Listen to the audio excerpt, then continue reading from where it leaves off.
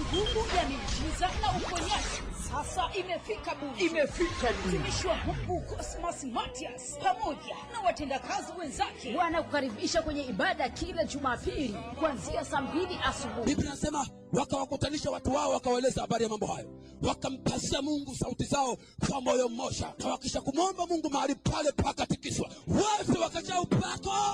Atahubiri na kuombea matatizo mbalimbali kama vile ukimwi, kansa, moyo, figo, ini, mapafu, uvimbe, utasa, vikofu, mabubu, viziwi, kukosa kazi. Pia unapata pesa, unashindwa cha kufanyia na inaishia bila malengo yoyote kutumia.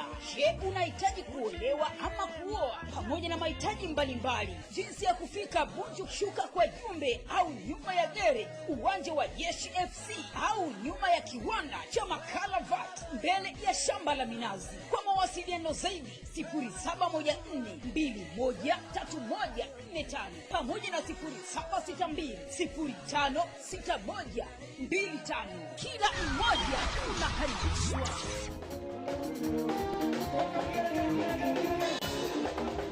Yesu akiwa Tupandisha hao niliotaja.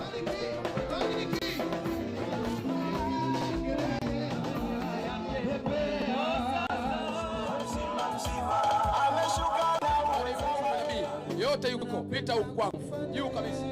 Napenda kufanana nawe. Na Baba ukamlinde pia kila. Ninaye binti hapa wa kwanza miongoni mwa watu wengi, maelfu kwa mamia waliopokea uponyaji. Wengine wamepokea uponyaji waliponitazama kwenye TV ya TBC Taifa. TBC Taifa nikiwa katika kipindi cha Jambo Leo, katika kipindi cha Sema na Manabii, nikiwa katika kipindi cha Sema na Manabii, kipindi hiki cha Nguvu ya Miujiza na Uponyaji, nikiwa nahojiana na waandishi wa habari wa vyombo mbalimbali vya habari, na nikiwa kwenye TBC wengine wakachukua namba za simu wakapiga sehemu mbalimbali wakapokea uponyaji huko aliko, wakapokea miujiza mikubwa ambayo hata hapa nashindwa kuielezea, mingine ni mingi haina hesabu. Lakini miongoni mwa hao yuko binti hapa leo, atatueleza ni jambo gani, alikujaje katika huduma hii na jambo gani Mungu amemtendea na sasa anaendeleaje. Karibu binti. Mungu amekutendea jambo gani na jina lako ni nani na Mungu amekutendea jambo gani? Maana watazamaji wanakutazama sasa. Bwana Yesu asifiwe. Kwa jina naitwa Leonida Leonard kutoka Bunju B. Kwa mara ya kwanza kufika hapa nilisikia kwenye redio mchungaji Cosmas Matias akisema anakaribisha waumini au wahitaji ambao wanahitaji maombi kwa ajili ya uponyaji. Nikasikia anataja nguvu ya miujiza na uponyaji. Niliposikia sauti yake nikasikia furaha yangu imerudi katika moyo wangu, kwa sababu nilikuwa na mateso mbalimbali kwa muda mrefu. Nilikuwa na magonjwa mengi ambayo yalikuwa sijapata jibu lake. Nilikuwa na ugonjwa ambao mgongo wangu ulikuwa umekakamaa, nyama za mgongo zilikuwa zimekakamaa. Kwa maana hiyo nilikuwa napata maumivu makali wakati nikilala, wakati nikikaa nasikia maumivu makali. Nilienda Rugaro wakaniambia nikafanye mazoezi. Nikatoka hapo nikaenda nikapima hospitali ya Kairuki, nikaambiwa nyama za mgongo zimekakamaa.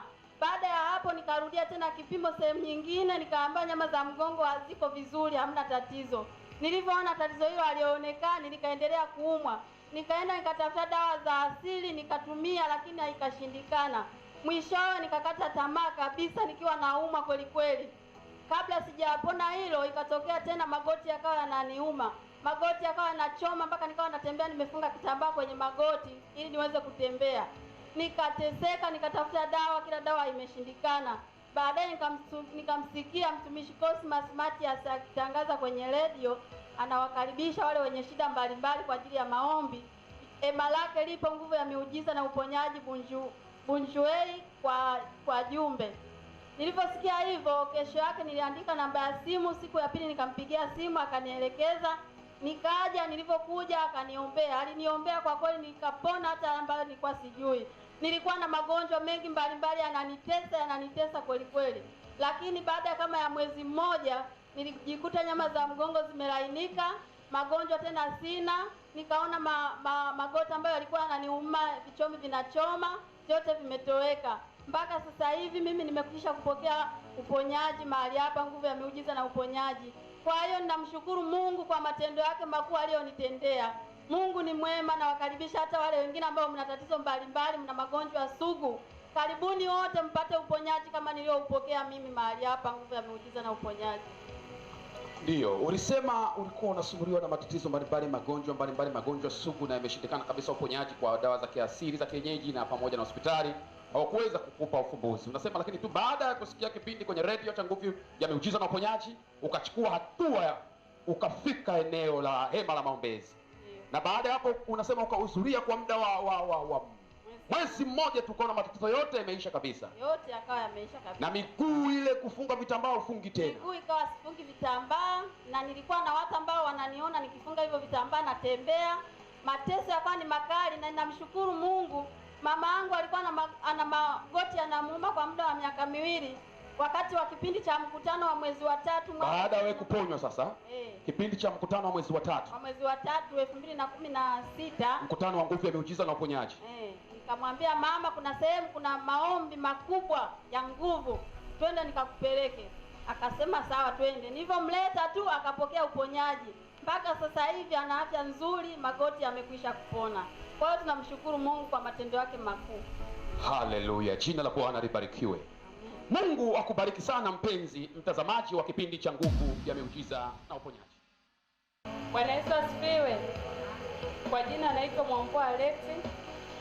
Namshukuru Mungu amenitendea mambo makuu, na mpaka kumjua huyu Mungu aliyenitendea mambo makuu, siku hiyo kulikuwa na mkutano ya nguvu ya miujiza na uponyaji. Niliweza kufika kwenye mkutano huo, sikukusudia kwamba nitakipokea kitu gani au nitakuwa mtu wa vipi, lakini kwa kusudi la Mungu aliweza kuniinua na kunifikisha mpaka kwenye mkutano ule, kuweza kupokea uponyaji na kuweza kupokea wokovu. Mimi nilikuwa ni Muislamu, nilikuwa naabudu msikitini, lakini mpaka sasa nimeokoka na mpenda Yesu. Siku ya kwanza kufika kwenye ule mkutano wa Injili uliokuwa unafanyika viwanja vya nguvu ya miujiza na uponyaji, katika hema ya nguvu ya miujiza na uponyaji, nilikwenda pale kwa nia ya kusikiliza tu mkutano, kwa kuangalia tu waimbaji na kuangalia mahubiri yanavyoendelea. Sikutarajia kama nitakuja kuokoka. Baada ya muda, mwishoni wa mkutano, mtumishi wa Mungu alisimama madhabahuni akasema kwamba watu wenye uhitaji wanaohitaji kuombewa kwa matatizo mbalimbali. Nami nikapanda nikaeleza matatizo yangu. Mtumishi wa Mungu akaniuliza alipofika zamu yangu, una tatizo gani binti? Nikajibu kwamba nasumbuliwa na tatizo la hedhi. Ni kweli nilikuwa nasumbuliwa na tatizo la hedhi muda mrefu, kiasi kwamba nilishaenda hospitali nikatumia vidonge vya hospitali, lakini sikupata ufumbuzi wa aina yoyote. Nikinywa dawa lile tatizo ndio likawa linazidi, mpaka madaktari wakachukua maamuzi, wakasema labda tukupime una ujauzito au huenda unatoka. Wakanipima ujauzito, sikugundulika kama nina ujauzito, ikaonekana hakuna. Wakaniendelea kuniandikia dawa nitumie. Zile dawa nikawa natumia, tatizo aliishi. Nikaacha kunywa dawa za hospitali, nikasema mimi sitaweza kufanya chochote, nitaacha. Ndugu zangu wakawa wananishauri, sasa ugeukie upande mwingine. Nikamwambia hapana, sitaweza tena kwenda kwa waganga kienyeji, kwa sababu nilishasumbuka muda mrefu na matatizo mengi. Nikawa naenda hospitali na kwa waganga kienyeji. Nilichokuwa nawaambia, mimi nitamfuata Yesu, nitaenda makanisani niombewe. Lakini huo muda wa kusema mimi niende kanisani nilikuwa sijaupata. Watumishi wa Mungu mbalimbali walikuwa wakinifuata nyumbani, njiani, wakinihubiria Injili niokoke, nimpende Yesu. Nikawa nawajibu sawa, nitamfuata huyo Yesu sababu nampenda, lakini sikuchukua maamuzi yoyote. Siku hiyo ya mkutano nilipokutana na mtumishi wa Mungu Cosmas Matias, niliweza kueleza hilo tatizo, akaniombea siku ya kwanza, nikaondoka nyumbani. Siku ya pili nilirudi tena kwenye mkutano, akaniuliza tena, je, tatizo lako toka nilivyokuombea jana leo naonaje? Nikajibu mtumishi kwamba ili tatizo jana ulivyoniombea liliacha, baada ya muda likarudi, mpaka sasa hivi bado inaendelea. Akasema fumba macho tuombe tena. Tukaomba kwa mara nyingine, nikaondoka tena nyumbani. Nilipofika nyumbani siku ile ya pili, hilo tatizo likakata moja kwa moja. Nikarudi tena siku ya tatu, mtumishi wa Mungu akaniuliza, hilo tatizo lako limekuaje? Imekata au bado? Nikamwambia breed imekata. Tukamshukuru Mungu, tukaendelea tena kuomba, akaniacha. Mara ya mwisho tena nikawa naenda kwenye mkutano, nikawa naombewa tu, lakini kwamba lile tatizo lilishakata toka siku ile ya tatu. Na nataka niwaambie watu wapendwa wa Bwana kwamba hili tatizo limekata moja kwa moja toka siku hiyo ya pili ilivyoacha mpaka hivi sasa naendelea na bridi ya kawaida kama wanawake wengine. Sikurudiwa tena na hilo tatizo, na namshukuru Mungu mpaka sasa nimepokea wokovu, kwamba yule Mungu nilikuwa nasema kwamba nitamtafuta sasa nimempata kupitia hii nguvu ya miujiza na uponyaji. Ninamshukuru Mungu na nakushauri wewe mwingine ukiwa na tatizo. Ndio binti, unasema, maana kuna wengine wanakusikiliza hapa wanasumbuka sana na tatizo hilo la bridi kwa muda mrefu, na wametumia dawa kwa madokta, wametumia dawa kwa waganga, na wengine hawajaolewa kwa sababu ya tatizo hilo la kubridi. Unasema kwamba ulikuwa na muda mrefu na tatizo la kubridi, na baada ya maombi limeondoka kabisa, na sasa hivi uko katika hali ya kawaida na umepona, au ugonjwa wowote tena? Ndio. Mungu amekuponya kabisa? Ndio.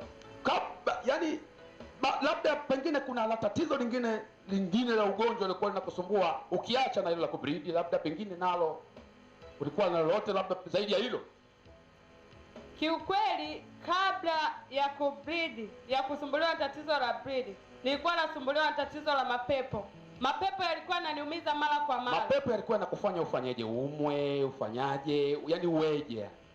Kufanyaje? Mapepo yalikuwa yananifanya kwanza naumwa, nilikuwa na tatizo la kifua. Muda mwingine naweza nikachoka na kifua kikajaa kama nimewekewa chuma kifuani kizito. Nakosa amani kiasi kwamba natamani hata nisikae na wenzangu, nitoke kabisa nikakae mahali peke yangu, nitoke nikakae tofauti yani porini, au niwe chizi kabisa. Nilikuwa nahisi hivyo. Lakini toka nije kwenye nguvu ya miujiza na uponyaji, hilo tatizo limetoweka. Kuuma ulikuwa huwezi kufanya kitu gani? Kifua kikiniuma nilikuwa nashindwa kabisa hata kukaa hivi na wenzangu kuongea, kwanza nashindwa, na pili nilikuwa nashindwa, naishiwa nguvu hata kiasi kwamba kubeba kitu hivi nachoka, siwezi, najua na vitu kama na vichomi, kwa hiyo nashindwa kwa muda ule kufanya kitu chochote. Kwa baada ya Mungu kuponya bridi ya muda mrefu isiyokoma, inatoka kwa namna ya ajabu kabisa, kama ni mtu ambaye ametoa ujauzito, baada ya kuponywa na tatizo hilo, Mungu unasema akakuponya na kifua sasa. Na ile kuchanganyikiwa umepona kabisa? Nimepona kabisa. Sasa hivi sina hali yoyote, sina maumivu ya kifua, sina kuchoka kwa akili, wala kusema kwamba nikose amani mpaka nitamani nikakae porini, au kwamba nihisi kama nataka kuchanganyikiwa. Hilo tatizo sina, ni mzima wa afya.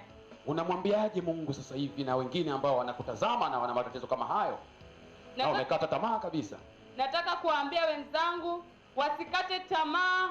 Mungu yupo, anatenda kazi yake na anaponya na anatenda miujiza. Nataka niwaambie, kama una tatizo kama la kwangu la kubridi mara kwa mara, yani usiache ukakata tamaa ukasema kwamba Mungu hayupo, hawezi. Hapana, Mungu anaweza na anaponya. Mimi nimepona na wewe utapona. Amen. Mungu akubariki sana. Amen. Penzi mtazamaji, kama unavyoona shuhuda hizi, Mungu anaweza kufanya hata tatizo la kwako nawe unasumbuka nao. Mungu hashindi. Kwa sababu ya mahitaji ya wanadamu, mahangaiko ya wana wa Mungu, vilio vya wana wa Mungu, machozi ya wana wa Mungu, Mungu kuyaona wakisumbuka, ndio maana ameinua huduma hii ya nguvu ya miujiza na uponyaji. Huduma hii ya nguvu ya miujiza na uponyaji, na vipindi hivi vya nguvu ya miujiza na uponyaji, na mikutano hii ya nguvu ya miujiza na uponyaji viko ndani ya kanisa la Gospel Power Spirit of Christian Church. Mimi ndio kiongozi wa kanisa hilo, mimi ndio mchungaji wa kanisa hilo la Gospel Power Spirit of Christian Church. Pia mimi pamoja na kamati yangu ndio waandalizi wa mikutano hii ya nguvu ya miujiza na uponyaji. Pia vile vile ndio maana tukuta nimeandika kitabu hiki, kitabu cha siri ya miujiza na uponyaji. Kiko part 1, kiko part 2 na kiko part 3. Kitabu cha nguvu ya miujiza na uponyaji pia kimeponya watu wengi. Kwa mfano, kuna dada alisoma kitabu hiki cha nguvu ya miujiza na uponyaji akiwa na tatizo la mapepo yeye mwenyewe na vifungo vya kila aina katika maisha yake na magonjwa mara kwa mara. Ameenda hospitali, amepewa madawa mengi mno, lakini haikumpatia ufumbuzi. Pia huyu dada alikuwa na tatizo la mwanae pia. Mwanae alikuwa na miaka inakwenda 3, lakini alikuwa hawezi kusimama wala hawezi kutembea. Lakini pia mwanae wakampima hospitali. Wakampima hospitalini, wakakuta mwanae pale KSMC wamempima. Wakaja naye kumpima na hapa Muhimbili, wakakuta mwanae ana kansa ya damu. Ana kansa ya damu. Baada ya vipimo kwenda India na kurudi, wakakuta ana kansa ya damu. Na hakuwa na ufumbuzi juu ya tatizo hilo. alikata tamaa. Lakini baada ya kusoma kitabu hiki cha Siri ya Miujiza na Uponyaji ndani ya Kristo part 2 na part 1, na akaamini, akachukua hatua, akaja hapa kwenye maombezi.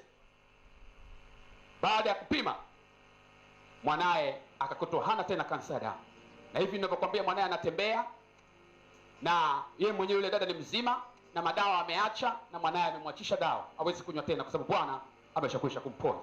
Na wewe ni zamu yako ya kupokea uponyaji, na wewe ni zamu yako ya kupokea baraka kutoka kwa Mungu. Karibu nikulete kwenye ushuhuda mwingine, na Mungu akubariki unapofuatilia shuhuda hizi, na Mungu akuinue. Karibu. Mimi nilikuwa naumwa, nilikuwa nasumbua sana kiuno, kwamba siwezi kufanya kazi yoyote, yani siwezi kuinama, siwezi kuinuka, siwezi kufanya kazi yoyote. Na mwanangu akawa anaumwa, akapamba mimi nenda kanisani kuombewa, na mimi ikabidi nifuate mwanangu kuja kuombewa. Lakini akatoa namfuata mwanangu huku, mimi nikopo kiuno kinaniuma sana, siwezi kunyanyuka, siwezi kutembea. Nimeenda hospitali, amenipa dawa, akaniambia dawa hizi utakunywa, lakini mwisho wa siku mwili wako utakufa ganzi. Nikabidi niache nije mahali hapa. Namshukuru Mungu kwamba nimeweza kufika mahali hapa, nimeombewa. Kiuno hakiniumi tena. Hichi kifua nikupo naumwa kama mtu ambaye ana mzigo mzito hapa kifuani. Yaani ana mzigo mzito, siwezi kubeba chochote kile. Nilikuwa siwezi kubeba maji. Hata mume wangu ndio kwa anibebea maji kila siku. Kama hivyo kubeba maji siwezi, kubeba mtoto mgongoni siwezi. Yaani mimi kila siku ni wa kuumwa kifua, na kuumwa kifua. Nikienda sasa nikipima tatizo halionekani kwenye kifua. Nikaenda kama usaidizi tatizo halionekani kwenye kifua. Lakini namshukuru Mungu nilipoweza kufika mahali hapa, nimeweza kupona. Yaani nimeweza kuombewa kwamba sasa hivi siumwi tena kifua, siumwi tena kiuno, wala sina ugonjwa wowote. Nabeba maji, mwanangu nambeba, kazi zangu nazifanya kazi zangu kama kawaida. Kwa hiyo namshukuru Mungu wa mahali hapa, nguvu ya miujiza na uponyaji, kwamba nimeweza kupona kifua. Yaani kupa hapo kwenye nyumba yangu ndio afanya kunibebea maji na watoto wake. Mimi mwenyewe binafsi siwezi kubeba maji, jinsi kifua kinaponiuma. Yaani hapa pako niuma hapa mpaka huko mgongoni, nasikia maumivu makali sana. Lakini sasa hivi naweza kufanya kazi zangu zote, sisikii maumivu tena, sisikii chochote kile mwilini mwangu. Na familia yangu ikopo kila siku tunaumwa. Yaani kianza kuumwa mimi, naweza nikaumwa mimi, baada ya wiki moja akaumwa mwanangu wa kwanza, baada ya wiki nyingine akaumwa mume wangu, baada ya wiki nyingine mtoto mwingine. Tunaachiana kwa sababu hata muda wa kuweza kupumzika hakuna. Lakini tukawa nimeweza kufika mahali hapa kwenye nguvu ya miujiza na uponyaji, nimeweza kuombewa. Hiyo tatizo nyumbani kwangu halipo tena. Yaani hakuna mtu anayeumwa, hakuna vidonge tena nyumbani kwangu, hakuna chochote kile, kwamba Mungu ameweza kutuponya mimi na familia yangu yote. Amen. Biblia inasema kwamba katika Matendo ya Mitume sura ya 16 mstari wa 30 mpaka 31 na 32, Bwana Mungu atakuokoa wewe pamoja na nyumba yako yote. Mwanamke huyu anasema kwamba alikuwa anasumbuliwa na kiuno na kifua, hawezi kufanya kazi. Lakini baada ya maombezi Mungu amemponya na amemwokoa kutoka kwenye shida zake na maangamizo yake na mahangaiko yake. Na si yetu, lakini anasema hata familia yake. Mwanae akachukua hatua ya kuja kwenye maombi. Baada alikuwa anaumwa, anasumbuliwa mara kwa mara. Baada ya kuchukua hatua kuja kwenye maombi, Mungu akamponya mwanae. Mama yake akasema, la, kama mwanangu ameponywa, nilikuwa nasumbuka naye, basi na mimi matatizo yangu yatapona. Naye akachukua hatua, akamfuata mwanae, akaja kwenye maombi. Baada ya kupokea maombi akapona. Na si yetu, lakini familia yake yote sasa hivi haipiti kwenye hali ya mahangaiko ya magonjwa mara kwa mara, maana Mungu amewaweka huru na kuwaokoa. Mungu akubariki. Sasa hivi umepona kabisa, unaweza kubeba ndoo za maji na kazi za nyumbani unaweza kufanya. Yaani maji nabeba, siumwi kiuno. Yaani kwa siwezi hata kuinama hivi, kuinama chini siwezi. Lakini sasa hivi nafanya kazi zangu zote, kiuno hakiniumi wala kifua hakiniumi tena. Nabeba maji, nabeba ndani kwa kazi zangu zote nafanya. Mwanangu nambeba mgoni, nikupo siwezi. Maisha yangu yote nikibizaa mtoto, basi ndugu zangu ndo wananibebea. Mimi siwezi kubeba mtoto mgongoni hata dakika 10, siwezi. Lakini sasa hivi nabeba mwanangu mwenyewe, sema yote naenda, kazi zangu zote nafanya, na maji naweza kubeba. Haleluya. Mungu ni mwema. Na Mungu akubariki sana. Asante sana. Asante sana. Mungu azidi kukutendea makubwa zaidi. Mungu bado anatenda maajabu. Tunazo shuhuda nyingi, hatuna muda wa kutosha kuweza kuzileta zote hapo mbele ulipo unapotazama kipindi hiki cha nguvu ya miujiza na uponyaji. Lakini yako matendo makubwa ya kutisha ambayo hata nikiweza kuyasimulia masikio yako yatawasha. Macho yako yatatazama lakini hatayaamini. Kwa sababu utaona ni mambo ya ajabu, ndio maana inaitwa miujiza, ndio maana inaitwa maajabu. Ni mambo ambayo haujui inafanyikaje, inawezekana, ndio maana wengine hawaamini miujiza. Sababu hawaelewi inafanyikaje tu, ghafla madaktari wameshindwa. Waganga wanaaminika wameshindwa. Lakini tuko maombi kutamka neno la kinabii, mtu anawekwa huru. Anapewa shauri kuu sababu ya nguvu za miujiza na uponyaji kutoka kwa Bwana Yesu Kristo, jina kuu lipitalo majina yote. Karibu nikulete kwenye ushuhuda mwingine, na Mungu akubariki unapofuatilizia. Nawasalimia katika jina la Yesu.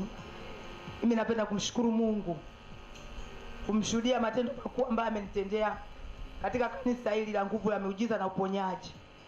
Mimi nilikuwa nasumbuliwa tangia siku nyingi, yaani miaka mingi nimehangaika. Wazazi wangu wamehangaika kwa waganga wa kienyeji kila mahali, mpaka mahospitali makubwa Muhimbili, hata KCMC nimefika. Nilikuwa na shida, naumwa, sielewi naumwa nini. Wazazi wangu wananiambia umerogwa. Kaambia hapana, mimi sijarogwa bwana. Bado wananizungusha tu kwa waganga wa kila aina, wanamaliza pesa zao. Mganga huyu naenda anakuambia lete hiki, mwingine anakuja anakuambia lete tafuta mbuzi, mwingine anakuambia tafuta nguo nyeupe, mara sijui nguo nyekundu, nyeusi.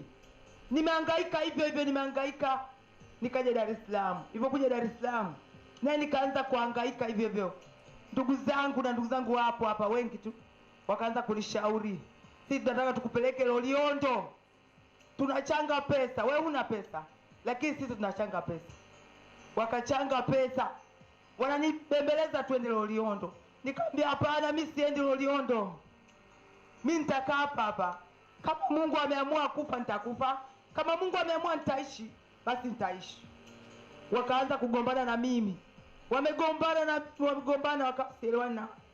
Walinidharau kabisa, wakaninyanyasa, waliniacha, yani walinitupa kabisa. Hawakuwa na shida na mimi tena, hata walikuwa wanitafuti.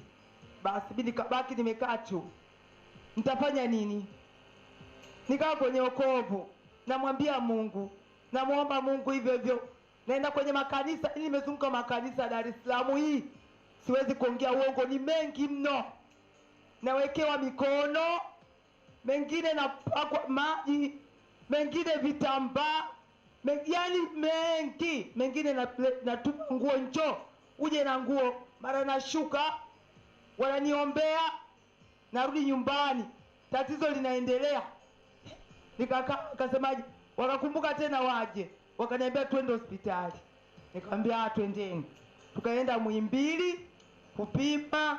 Baada ya kupimwa nikaonekana na moyo mkubwa.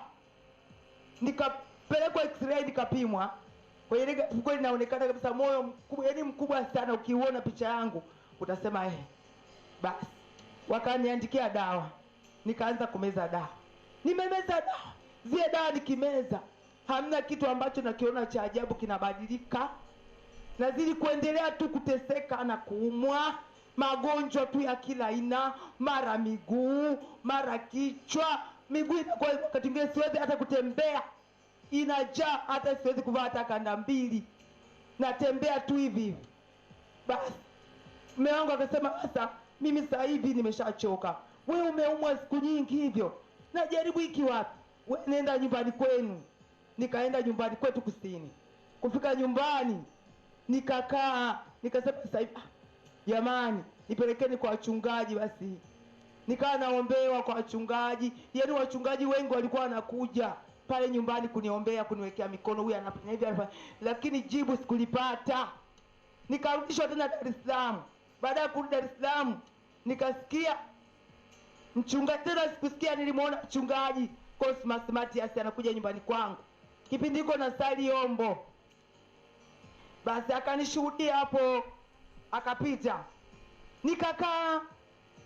Nikakaa tena siku nyingine akaja. Alipokuja siku nyingine akanipa kitabu cha Siri ya Miujiza na Uponyaji.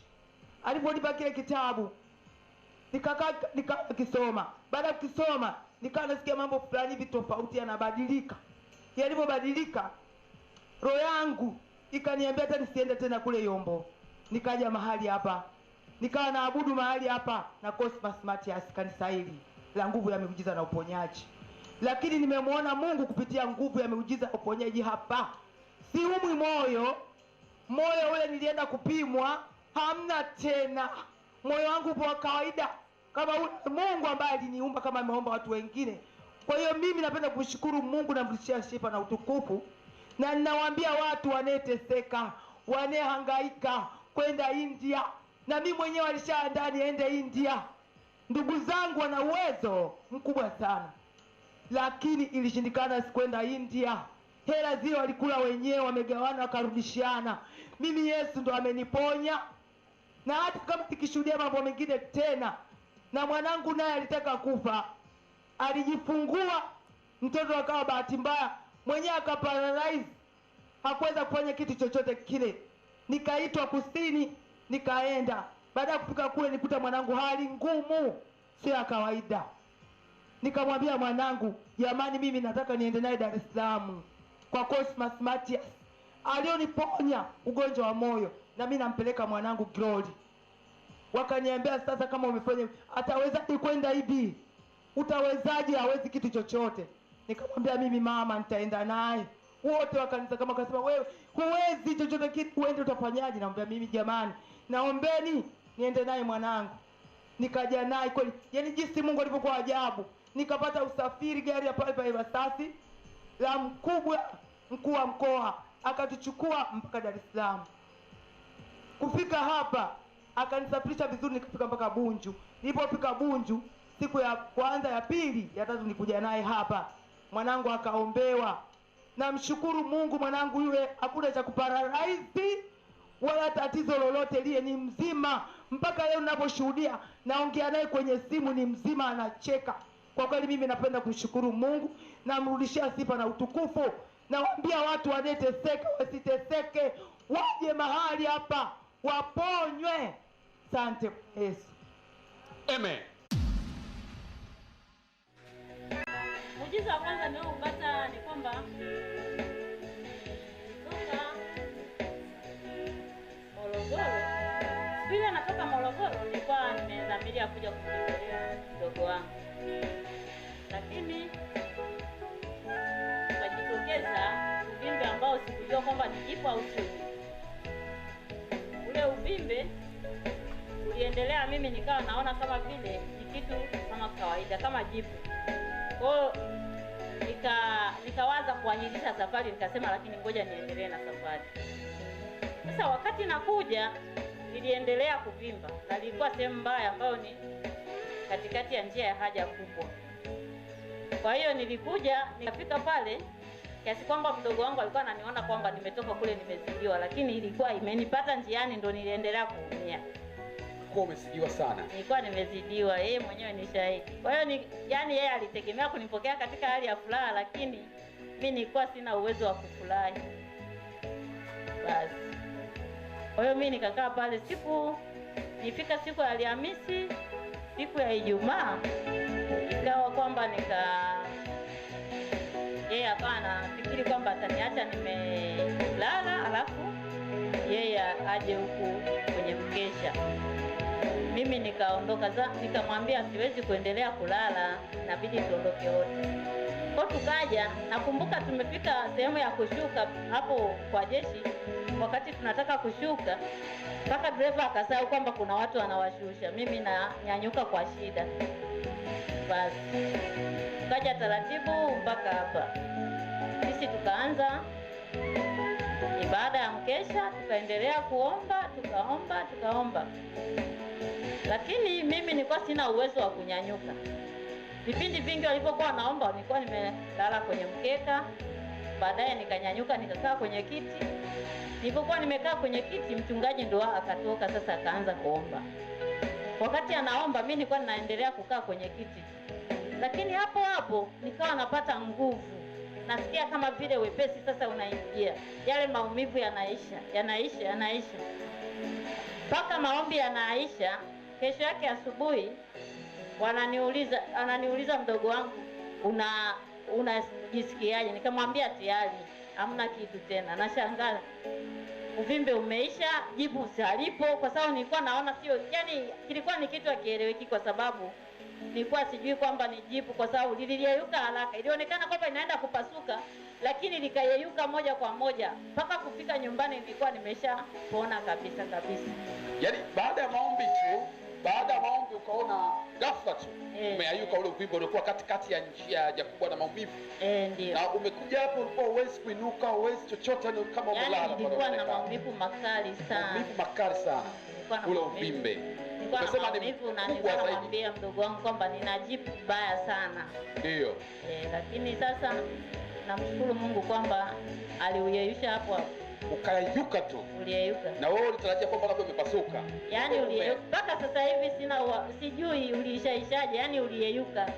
Sasa nikawa namwambia mwenzangu uvimbe umeyeyuka, jipu limeyeyuka. Haelewi. Wala yake nikisema uvimbe haieleweki kwamba ni uvimbe au ni jipu. Yaani ni kama ajabu fulani. Ndio.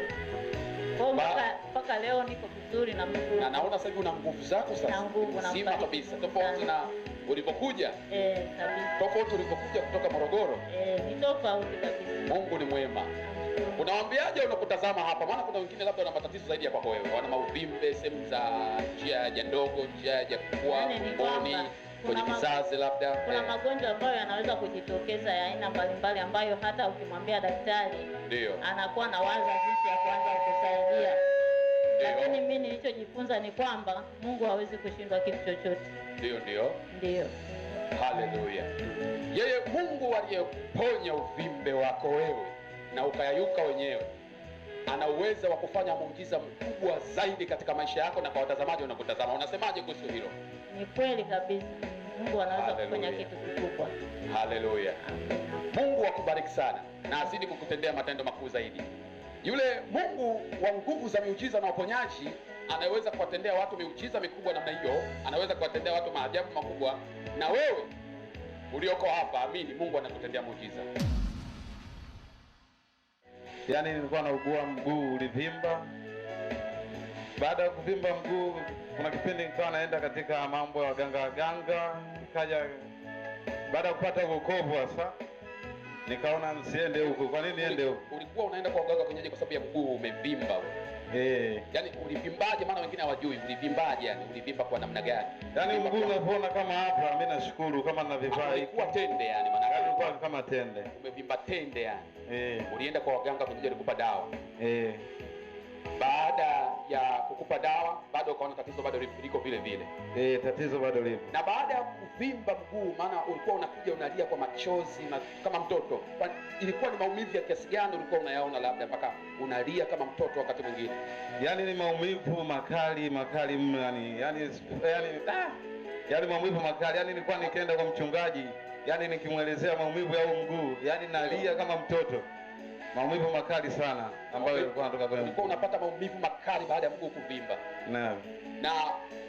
Na shangaa kwanza la ajabu sana, ulikuwa uvai viatu. Lakini unaona unavaa viatu kwa sababu ya mguu umevimba tende, ulikuwa uvai viatu. Lakini shangaa sasa mpaka Mungu amekutendea muujiza, unavaa na viatu tena moka kupita. Namshukuru sana Mwenyezi Mungu. Kupita hata ya kwangu. Nilikuwa natamani kuvaa sana hivi viatu, lakini namshukuru Mungu ni mwema. Kwa matendo anaendelea kunitendea hadi leo hii navaa hiki kiatu. Namshukuru. Ndio. Labda kabla tujakwenda kuangalia jinsi sasa hivi Mungu ametenda, una lingine lolote la kushuhudia kuhusu mguu huo au jambo lingine lolote kuhusu mbali na hilo labda pengine? Huu mguu naushuhudia kwa matendo makubwa hadi nilifikia hapa, na kama huyu mtoto na pia naye mnavyomuona hapa mbele. Ndio. Yaani nashukuru toka nifike kwa mtumishi au mchungaji Cosmas. Yaani alikuwa kuna mdogo wake ambaye anaongea maneno yote anamaliza, lakini huyu nikawa ni mdomo mzito kutamka maneno. Mdogo wake na huyu alikuwa anaongea. Yeye amefungwa kama hawezi kuongea. Kwa muda huu alivyokuwa hawezi kuongea. Yaani kwa miaka ya alivyo hawezi kuongea alikuwa. Yaani alikuwa hawezi kuongea kabisa. Walikuwa wanasema labda niende huko kwa waganga nikamchanjie, lakini watu walikuwa wanasema uende kwa mganga ukamchanjie. Ili aweze kuongea. Maana mdogo wake anaweza mdogo kabisa anaweza kuongea. Lakini yeye hawezi kuongea. Baada ya maombi sasa hivi nashukuru Mwenyezi Mungu anaanza kutamka maneno na anajua kipi anachokiongea na kipi kibaya anachokitenda anajua. Anaweza kuongea na anajitambua na anajifahamu. Ile roho ya kishetani ile imemfanya imemshika kuwa bubu imeondoka. Sasa hivi bubu umeondoka wote. Na Mungu amemweka uponyaji. Kwa sasa hivi anaweza kaongea ukimuuliza jambo lolote hapa. Anaweza kaongea. Hebu fanyie mazoezi kwanza tuone. Maana wengine hawajaona iko labda mimi nani? Mimi nani? Baba. Huyu anaitwa Baba. Sasa hivi unaweza kuongea? Unaweza, hebu sema Yesu. Sema Yesu. Sema Yesu. Sema Yesu. Sema mama. Sema mama. Mama. Sema mama. Mama. Sema baba. Papa. Sema kaka. Kaka. Sema dada. Kaka. Sema dada. Dada. Dada. Sema tena dada. Papa. Unaweza kuongea sasa hivi?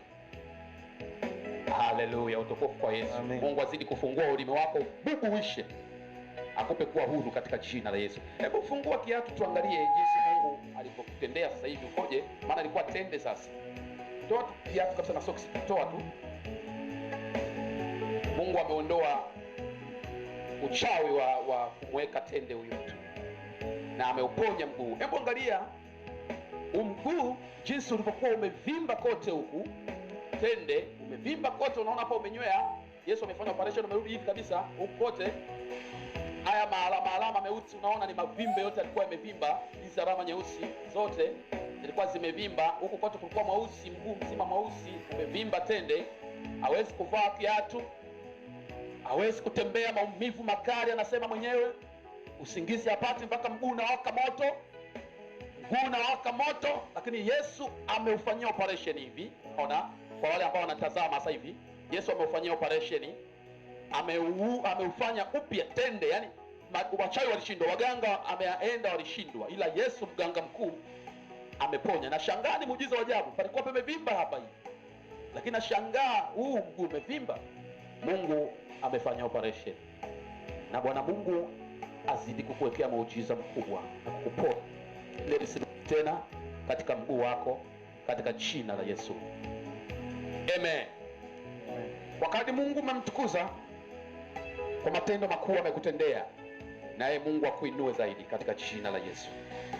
Amen. Mpenzi mtazamaji, inawezekana ulikuwa unaambiwa juu ya Yesu Kristo na miujiza na matendo makuu, lakini pia ulikuwa huwezi kuamini juu ya ukuu wake. Lakini kupasha habari leo hii, Yesu bado anatawala. Yesu ni mkuu, ni mtenda miujiza, ni mtenda ishara maajabu. Yesu ni mwenye nguvu, anaponya mabubu, anaponya viwete, anaponya viziwi, anaponya vipofu, anaponya matasa, anaponya ukimwi na kansa na kisukari, moyo anaponya, matatizo mbalimbali yaliyosugu Yesu anaponya, na ni ufumbuzi na ni msaada wa maisha. Napokwenda sasa hivi kuachilia baraka, afu nitakuleta na kwenye kipindi cha nguvu ya miujiza na uponyaji, na kukaribisha moja kwa moja kabisa kwenda kufuatilia sasa mikutano hii ya nguvu ya miujiza na uponyaji ambayo inafanyika mbalimbali. Leo nitakuletea baadhi ya vipande tu vya mkutano wa nguvu ya miujiza na uponyaji iliyofanyika tu hapa Tanzania. Majaliwa wakati ujao, Mungu akitupa nafasi, nitakuleta katika mikutano ambayo tumeifanya baadhi ya mikoa ya Tanzania na baadhi ya nchi za nje, na itakuwa baraka kabisa kwako, na itakuwa imani kwako, na Mungu atakutana na haja ya moyo wako. Naitwa mtumishi wa Mungu Nabii Cosmas Matias wa kizazi kipya. Mungu ameniita katika wito wa kitume na kinabii kwa ajili ya taifa la Tanzania na kwa ajili ya Afrika na nchi zote na dunia nzima, kwa sababu ya kizazi kama hiki. Mungu akubariki sasa unapofuatilia somo hili. Bwana, asante kwa uwezo wako na nguvu yako, na mkabidhi mtazamaji wangu mikononi mwako. Nenda achilia uwezo wako na nguvu ya upako hapo alipo sebuleni mwake, hapo alipo anapotazama. Mkono wako kapate kumgusa, nguvu zako zikapate kumgusa, kama wale watu walikuwa wanafuatilia kipindi hiki kwenye TV ya TBC Taifa wakapokea uponyaji, na hao wanafuatilia kipindi hiki tena kupitia kipindi hiki, kupitia mahubiri haya, Mungu akawaponya na akakutana na haja za mioyo yao. Mungu awabariki. Tutakutana tena kipindi kijacho na siku za mbeleni. Mungu akutane na haja za moyo wako. Karibu.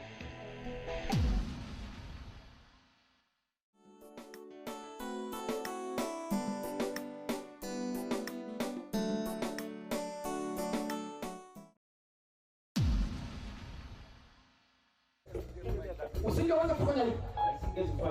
Hata kutembea usingeweza. Thank you Lord Jesus. Thank you Lord Jesus. Thank you my Father. Asante kwa uponyaji wako katika mguu huu. Hautaoza tena, hautavimba tena, hautaharibika tena.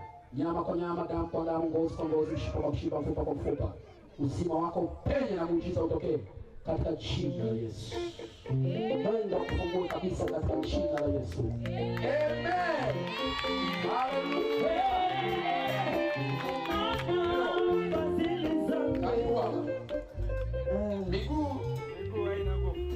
au haina nguvu? Unatumia huu.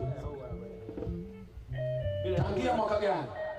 Kuna mwaka mmoja. Mwaka mmoja miguu haina nguvu. Bila huu utembei. Lazima huo ndio uweze kutembea.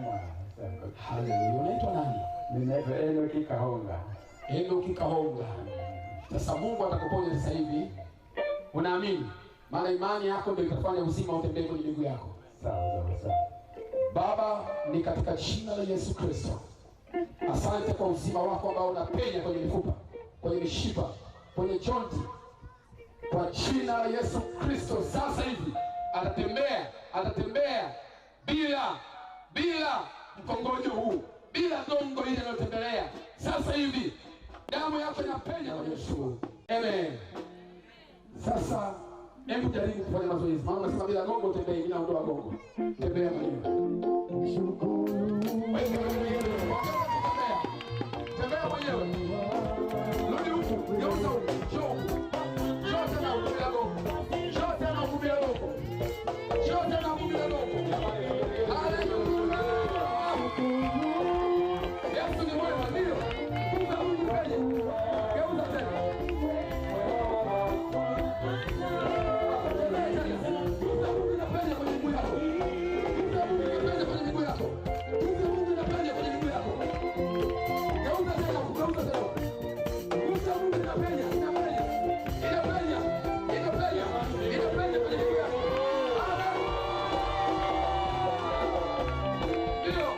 Jina lako? Fitina. Uliteseka hivyo muda gani sasa?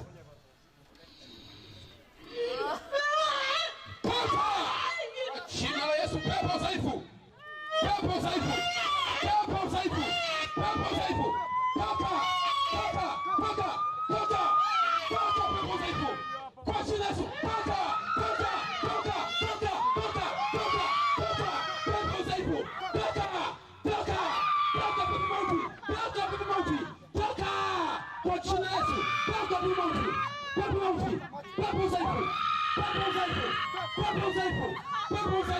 Pepo dhaifu. Toka machie kwa jina la Yesu Kristo wa Nazareti. Ewe pepo la udhaifu, unamtesa miaka mingi, mwachie, achia miguu yake, pepo la udhaifu, achia miguu yake, pepo la udhaifu, toka, achia miguu yake, ewe pepo la udhaifu, toka mashauri. Nana mtesa huyu. Sana Bwana Yesu Kristo, usiache wokovu. Tenda miujiza mikuu kwa binti huyu, akashangaa utukufu wako, jina la Yesu. Unajisikiaje binti? Ulikuwa na maumivu gani? Sasa hivi ujisikii maumivu? Kwani zamani ulikuwa unajisikia maumivu? Ganzi kwenye miguu. Sasa hivi ganzi unaionaje kwenye miguu?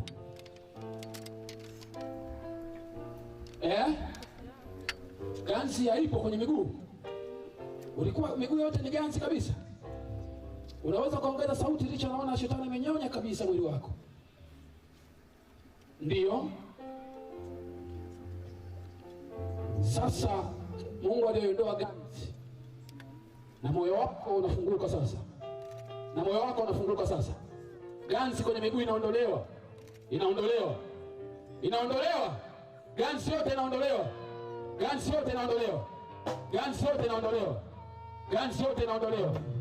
Katika jina la Yesu Kristo. Jina la Yesu. Amen. Ona huyu baba na shetani anapotesa. Ona mguu umeoza hivi. Ninauponya kwa damu ya Yesu. Bwana Yesu ponye mguu.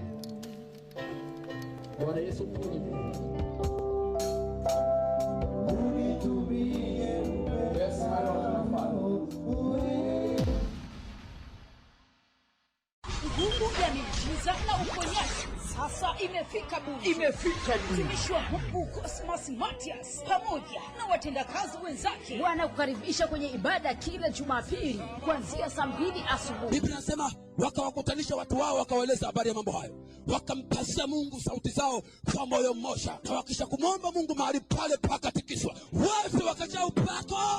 Atahubiri na kuombea matatizo mbalimbali kama vile ukimwi, kansa, moyo, figo, ini, mapafu, uvimbe, utasa, vikofu, mabubu, viziwi, kukosa kazi. Pia unapata pesa, unashindwa cha kufanyia na inaishia bila malengo yoyote kutumia. Je, unahitaji kuolewa ama kuoa pamoja na mahitaji mbalimbali? Jinsi ya kufika Bunju, shuka kwa Jumbe au nyuma ya gere uwanja wa Jeshi FC au nyuma ya kiwanda cha Makala VAT mbele ya shamba la minazi. Kwa mawasiliano zaidi 0714213145 pamoja na 0762056125. Kila mmoja unakaribishwa.